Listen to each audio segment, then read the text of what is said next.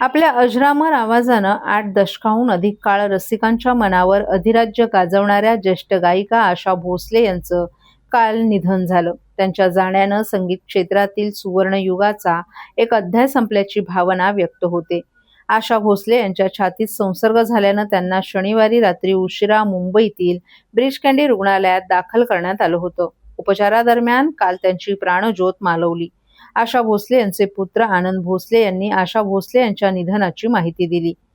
तर आज दुपारी 4 वाजता आशा भोसले यांच्या पार्थिवावर अंत्यसंस्कार करण्यात येणार आहेत. परंतु आशा भोसले यांच्या निधनानं हिंदी चित्रपटसृष्टी, गायन क्षेत्र, कलाक्षेत्र तसंच राजकीय क्षेत्रातही शोककळा पसरली आहे. प्रत्येकानं सोशल मीडियावर आशा भोसले यांच्याविषयी भावनिक पोस्ट शेअर केली आहे. ठाणे शहर खासदार नरेश म्हस्के यांनी देखील ज्येष्ठ गायिका आशा भोसले यांच्याविषयी सोशल मीडियावर भावनिक शब्दात आदर व्यक्त करत विशेष पोस्ट शेअर केली आहे. आपल्या पोस्टमध्ये त्यांनी आशा भोसले यांच्या जवळपास 8 दशकांच्या संगीत प्रवासाचा गौरव करत त्यांच्या अजरामर गाण्यांची आठवण करून दिली.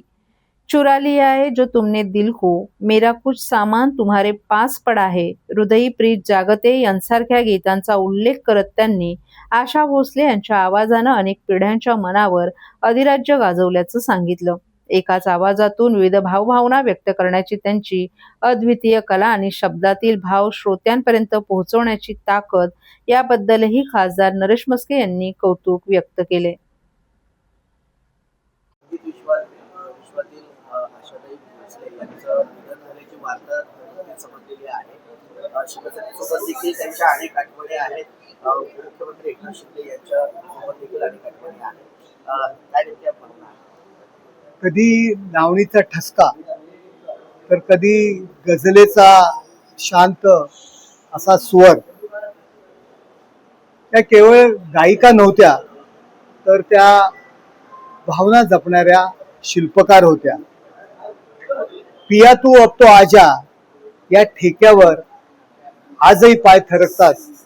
तर दम मारो दम म्हणत बंडखोरीचा एक जो स्वर असतो, त्याचबरोबर चुरा लिया है या गाण्यातून शांत असं प्रेमाचं स्वरूप, सर्व प्रकारच्या भावना आपल्या स्वरातून उतरवणाऱ्या आशाबाई, एक मराठी गायिकेने संपूर्ण विश्वाला भुलवून टाकलं.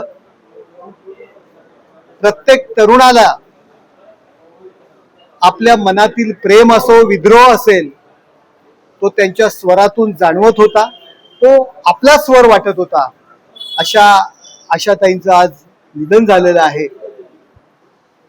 त्यांना भावपूर्ण श्रद्धांजली.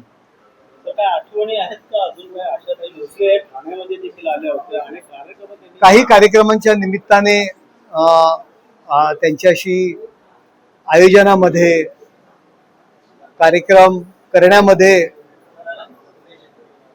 सहभाग घेता आला. त्यांचे काही इव्हेंट्स करण्यामध्ये, मुंबईमध्ये सुद्धा इव्हेंट्स करण्यामध्ये सहभागी घेता आला.